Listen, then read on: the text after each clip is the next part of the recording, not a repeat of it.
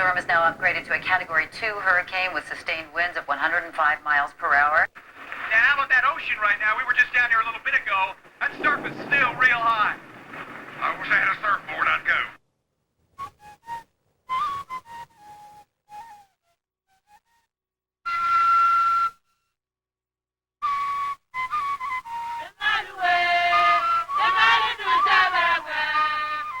They are created from wind and violence, traveling across thousands of miles of open ocean, stopped only by continents and coastlines.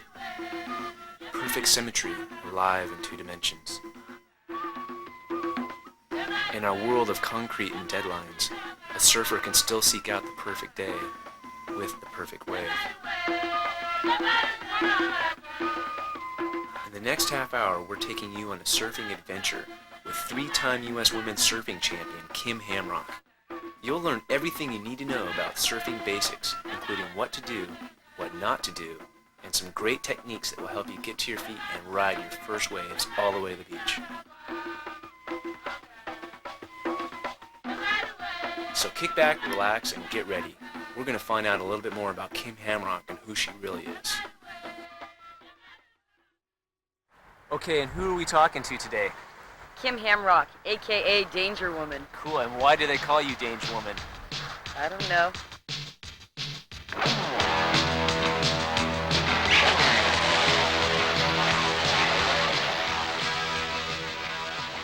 This is Kim Hamrock, 3-time U.S. Women's Surfing Champion and modern American woman. She rips. Okay, now how long have you been surfing for, Kim? I've been surfing for 20 years now. Really, 20 years. And how many years of that 20 years have you been competing? I just started competing in the past 5 years. Really? And have you been finding any success in your competition? I've found lots of success in my competitions. Well, right now I'm the 3-time women's U.S. Surfing Champion, and I'm very proud to be on the U.S. National Surfing Team. It's one of my greatest accomplishments. And I've won the West Coast Championships about 5 times. Pretty much won the overall season of every organization I've ever been in, both longboard and shortboard. I have a wonderful husband, Marty. We've been married for like 17 years now, and he's got just an incredible surfing style. We've rode thousands of waves together, and that really helps any relationship. And we have 3 beautiful children together, Christopher, who's 14, I have Nina, she's 11, and Margot, who's 7. And they all love surfing also, and they're going to be the next hot little rippers. From Japan to France, Venezuela to Chicago, I've taught all sorts of people of all different ages, from all walks of life, how to surf. And today I'm teaching a special expanded surfing lesson just for you. So if you've always wanted to try and learn how to surf but just didn't know where to start, listen and I'll teach you some basic techniques that will get you out there and riding your first wave. Without a doubt, one of the first things you're going to want to get is either a new or used surfboard. Since surfboard design is such a big subject, we're going to talk to one of the hottest surfboard shapers around, Mike Mitchington. Mike shapes for the Robert August Surfboard Shop here in Huntington Beach, California. When it comes to surfboard designs, Mike is something of a living legend. Every time I get a paycheck, I make another board, just give one away to somebody, here's one. So that's how I kind of learned, just by keep making one. And every time you screw up, you go, well, I won't do that next time. So each time they just keep getting progressively better. If they really have it in their mind that they want to do a shorter style board, then you can go with like what we call a fun board, and you can go anywhere from 7 foot and larger, because they're wider, and you can still ride it like a short board, but it's wider and you can catch waves easy. But a bigger board, is better. Not too big, because you don't want something that's so big that's hard for them to maneuver around. There's something that's big enough that is going to give you stability and ease of catching waves, But the thing about a shortboard, especially nowadays, because the beaches are fairly crowded on occasion, so you're going to have to compete with a lot of the people that already do know how to surf. So on a shorter board, it's much harder to catch a wave. And thickness, for flotation. You don't want something too thin, in the beginning, because the thinness helps, like in performance-wise, so for turning and all that. Which I think once they've learned, they put a few hours in the water, then they can start going towards a thinner board. The main thing is to just be able to catch that wave and then just ride it, for the length of the wave. So the length is just going to mainly help you so you can catch it and be able to trim it out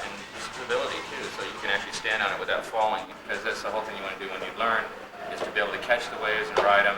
And the more you're doing that, the faster you're going to master the art of it. Let me show you the parts of the surfboard. It's really easy. This is the top or the deck of the surfboard. This is where you're going to wax your surfboard. So this is the nose, and this is the tail. This is the leash plug where you're going to be attaching your leash. Now the sides of the boards are called the rails. This is the bottom of the surfboard. This piece of wood going down the center is called the stringer, and these are your fins. Once you've got your hands on a good surfboard, you want to find a leash and some surf wax. Now most surf shops carry a variety of both, and you shouldn't have a problem finding either one of them. Later on in the show, I'll teach you how to wax your surfboard and put on your leash. But right now, we have one more piece of equipment to go over before we hit the road and go for a surf. After a good morning of surf, my friend Dave Hetty, manager of the Coral Reef Wetsuit Shop, is hurrying to open up for another busy day of business. He's going to give you a few tips on picking out your first wetsuit. Choosing a new wetsuit's a lot easier than you might think. In the wintertime, you need a full suit. And the colder the water, the thicker the suit. Now in the summer months, when the water warms up and a full suit's too warm to wear, usually choose a spring suit. But remember, when buying a wetsuit, like anything else, it's basically a personal choice. And when you put your board on the car, strap it immediately, or else your board will fly off the car. You want to make sure the tail's forward and the fin's up. You want to strap both the front strap and the rear strap. Once you've got all the equipment you need, it's time to go out for a surf and try everything out. Remember, finding the right spot will be as important as having the right equipment. Now here in sunny Southern California, we have a lot of different beaches. Like everywhere else in the world, each beach has waves that are unique to that particular spot. If you choose a spot that breaks too hard, you might find yourself in a dangerous situation. Can you imagine trying to paddle out through this? Many surf spots should really only be surfed once you've reached a certain level of experience. Let's go over some important information about waves and how they break. This way you can have as much fun as possible when you're learning how to surf. Swell direction and tide are major factors for every surf spot. Some spots break only on particular swells with certain tides. Like this spot, this place is called the Wedge. This wave is a man-made freak in nature, and it only breaks in the summertime on large south swells. In the winter, this place can be as flat as a lake, while other places are going off. On the other hand, there are other surf spots that break year-round. Huntington Beach is a great example of a surf spot that's wide open to every swell direction. It can break on a high tide or a low tide. Generally, most surf spots break better and further out on a lower tide. When the tide is higher, the waves usually break closer to shore. To find out which tide is best for your surf spot, pick up a tide book at your local surf shop and keep track of the tides. This way you'll soon be able to figure out which tide is best for your favorite surf spot. Sandbars, points, and coral reefs are different types of bottom contours that ultimately determine how a wave will break. While coral reefs are fairly exclusive to tropical locales, many coastlines have beach breaks and rocky points with quality waves. Some waves are hollow and break real hard, while others crumble and are easier to deal with. When you're picking out a spot to learn how to surf, I have several recommendations you should definitely consider. Seek out the biggest beach you can find with the least amount of people in the water. This is for a few reasons. Chances are a large sandy beach has waves breaking over shallow sandbars, and the sandy bottom's a lot easier to deal with than rocks or a razor-sharp coral reef. Most rocky points have a large sandy beach as well, so try to be sure you know what type of bottom contour the waves are breaking over before you head out. Second, the less people surfing around you, the more waves you'll wind up catching. It's hard to learn how to surf when you're trying to battle a tough crowd like this just to get a single wave. Third, although you're looking for an open, uncrowded beach, you should always try to pick out a spot with a lifeguard nearby. But more important, you should always try to use a buddy system when you're learning how to surf. That is, whenever you head out into the water with your buddy, you always leave the water with your buddy. Steps like these will help to make sure that each surf session is safe and fun. Just remember, the coast is a big place with lots of different places to surf, so take the time to find some room to move. The next important thing to consider is how the wave's breaking. Seek out a wave that crumbles and rolls when it breaks. Don't surf a spot that's hollow and breaks hard. You should also try to only go out and surf you feel comfortable with. If you go out and surf like this, you might find yourself in a dangerous situation. Probably the most important thing you'll be looking for in your own search for the perfect wave is the shape of the wave itself. Surfers are constantly seeking out waves with good shape. That is, a wave that gradually peels as it breaks. Waves that break all at once or close out as it's called have no open face for a surfer to ride. and it's the open face of a wave where all the fun and all the maneuvers are done at. The better the wave is shaped, the longer you'll be able to ride the wave. Eventually, you'll ride waves like this, with such good shape, your legs will be tired by the time you're done. Now, waves with good shape break either right or left. This is determined by the direction a wave peels as it rolls toward shore. If you're riding this way, it's called a left. If you're riding this way, it's called a right. Now, when a right or left stops peeling and breaks all at once, the only thing that's left is the foam or whitewater, and it only rolls straight toward shore. This is just the beginning. Take the time, find an easy breaking wave with good shape and a sandy bottom, and you'll be able to make the most out of every surf session.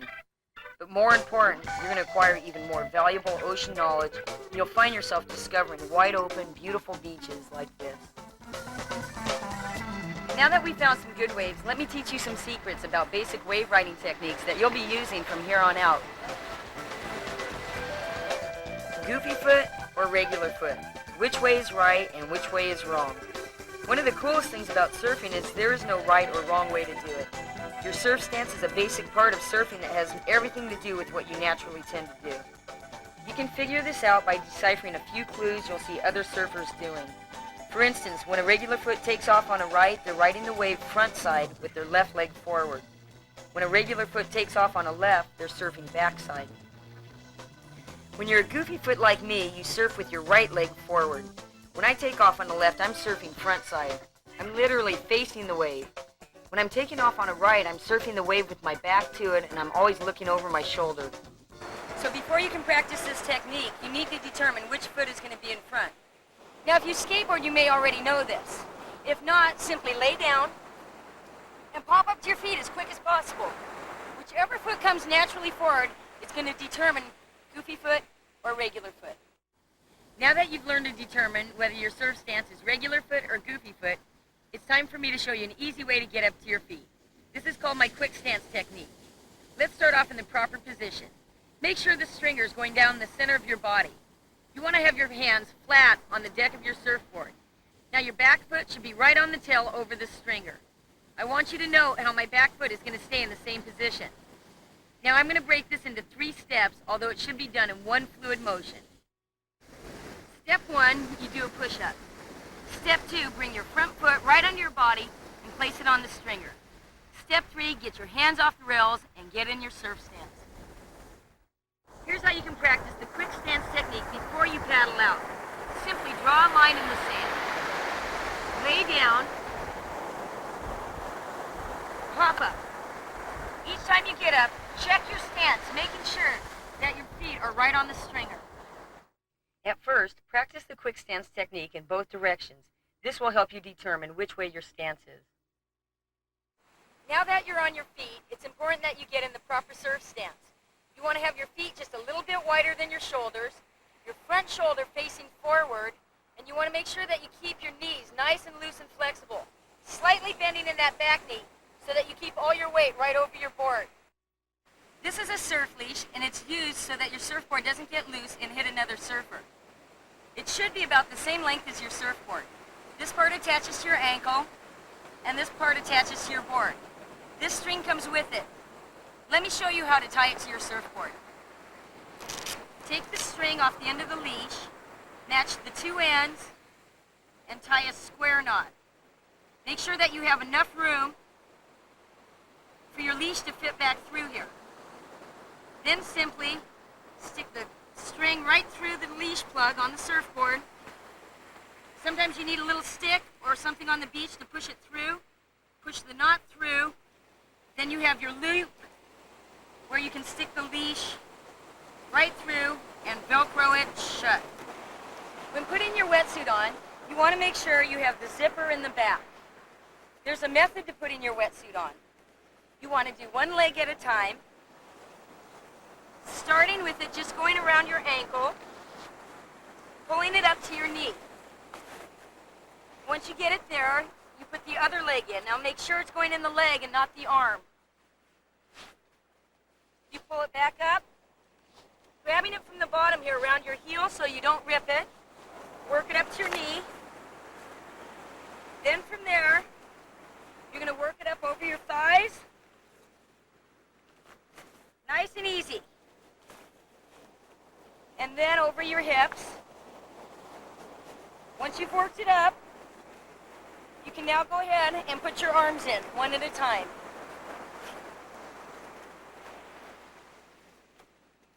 There we go. Now we want to be sure to zip it up.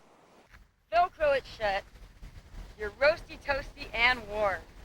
If you put your wetsuit on backwards, not only is it going to look funny, but it's going to be uncomfortable and hard to get off. Now when I first get down to the beach, I like to watch the waves, and while I'm doing this, I'm stretching. I stretch for two reasons. One, to prevent injury, and two, to enhance my performance. I learned these stretches from a friend of mine, Dr. Nicole Leland, and she's going to show us how to do some specific stretches just for surfing. By stretching your body before you surf, you greatly reduce the chances of injuring yourself. Furthermore, you're giving your body a chance to warm up. Surfing is extremely physical, and your body needs time to warm up. By stretching out and warming up for a few minutes on the beach, your body's ready for all the cardiovascular activity surfing demands. Once you've stretched all your major muscle groups, it's time to wax up your surfboard, attach your leash, and go for a surf. Be sure and wax your surfboard every time before you paddle out. You want to be sure to cover the whole deck of the surfboard. You do this to prevent yourself from slipping. You want to make sure that you're going to do little tiny circles with the wax so you get a good buildup. When attaching your leash to your ankle, you want to make sure it's on your back foot. I don't like to trap water in my wetsuit, so I lift it up. I make sure that the cord is either coming out at my ankle or towards the back, so I don't trip on it when I'm surfing. And then I simply Velcro it around, roll my wetsuit down, and I am out there. Obviously, before you can start riding waves in, you have to know how to get your board out.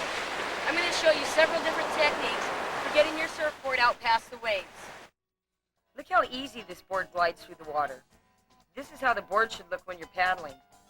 By learning proper paddling techniques, you're using certain balance points both on your body and the surfboard you're riding. If you're paddling too far forward on the board, the nose of the board will dig into the water. This is called purling or nose diving. To avoid this, simply shift your weight back on the board a bit as you paddle.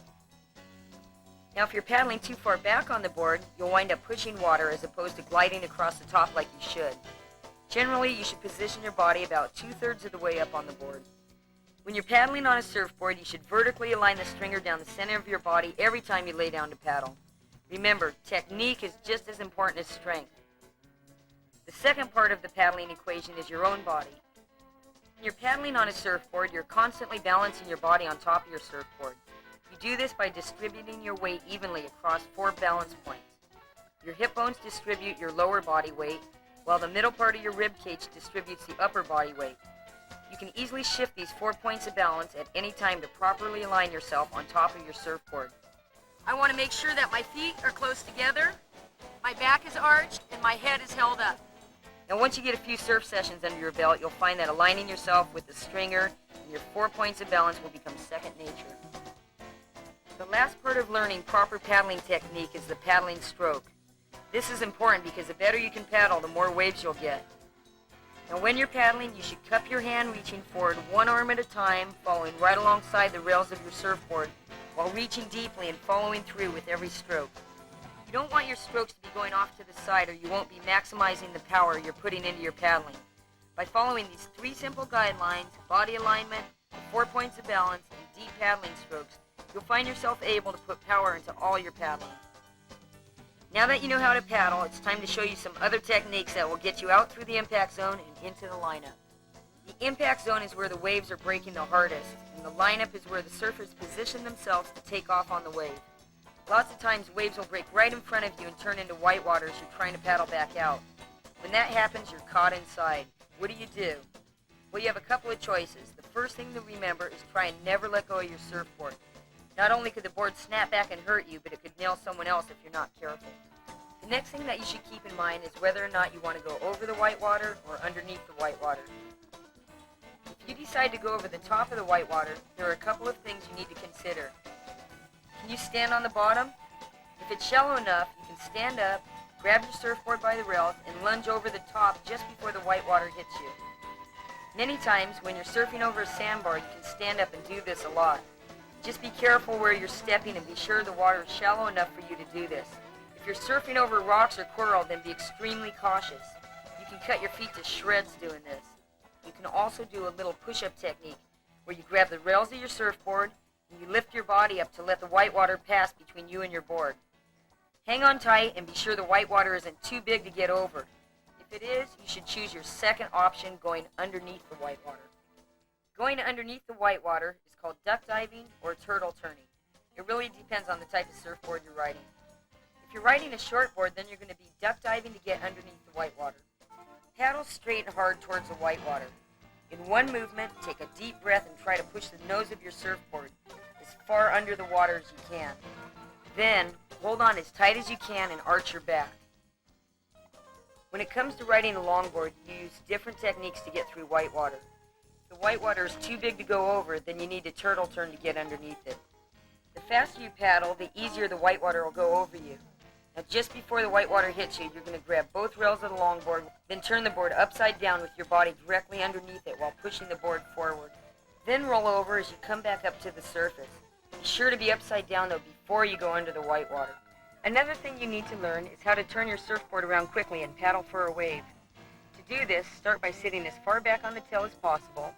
Kick your feet in small circles as you grab the rail with one hand and use the other to help paddle you around. Then lay down and take a few strokes. This will teach you how to pivot your board around and get your balance right away, one of the keys to getting into waves. Which brings us to the next part of our surfing lesson, falling. Expect to fall, don't give up, get up and try again. This is really important because this is where most surfers get hurt. The most important thing when falling is to try and fall away from your surfboard. So before you pop back above the water, keep your hands over your head and slowly come back up. By staying down an extra few seconds, you give your board a chance to settle down before you pop back up above the surface. When you're just starting out, you should try and surf away from crowds as much as possible. By surfing uncrowded waves, you just get more waves yourself with the least amount of frustration. Many times you can make it around a surfer by paddling for the shoulder of the wave. Just use good judgment and paddle hard away from a surfer riding a wave toward you. If you can't make it around them, play it safe, push underneath the white water and hold on tight. Now when it comes to surfing in a crowd, surfers claim waves by taking off deeper or further back in the peak than anyone else. Whoever has the best positioning and strongest paddling ability claims the wave. Now maybe someone else is paddling for the same wave as you are. Don't take off in front of them or drop in on their wave. If someone else is on a wave, just pull out. There's plenty of waves to go around. Which brings us to the final part of our lesson, catching waves. In the beginning, I recommend starting out just catching the white water. This will help you to practice timing, balance, and the quick stance technique. At first, think quantity, not quality. The more waves you can get, the more you can practice these techniques, and the sooner they'll become second nature. Whenever you feel comfortable with these techniques, paddle outside of the lineup where you can ride an open-faced wave. It's time to put the quick stance technique to good use. Catching an open-faced wave is all about positioning, timing, and your paddling ability. Once you see a wave that looks good to you, start paddling for it. Position yourself as close to the peak of the wave that you're comfortable with. So it's essential that you paddle hard enough to match that wave speed. You want to be able to pop right up in one smooth movement. This is where the quick stance technique has already taught you how to do this. Once you've gotten both feet on the board, keep your center of gravity low and stay with the wave. Don't adjust your weight too much to your back leg or you'll stall right out the back of the wave. You can control your center of gravity by bending your knees and keeping your weight centered over your hips and the stringer of your surfboard. The more you practice this, the more instinctual these techniques will be when you're out catching waves. Surfing is an incredible sport. By practicing a combination of the quick stance technique, proper paddling, and riding the right waves, you'll find yourself well on your way to discovering an exciting new world. If a dog can do it, so can you. For me, surfing has been a lifelong adventure from the day I began. My search for the perfect wave has taken me to beautiful beaches all around the world. But more importantly, it's been the great friends I've made along the way. I hope this lesson starts you on your own surfing adventure. And you're just as stoked 20 years from now as the day you began. I know I am. Until the next adventure, aloha.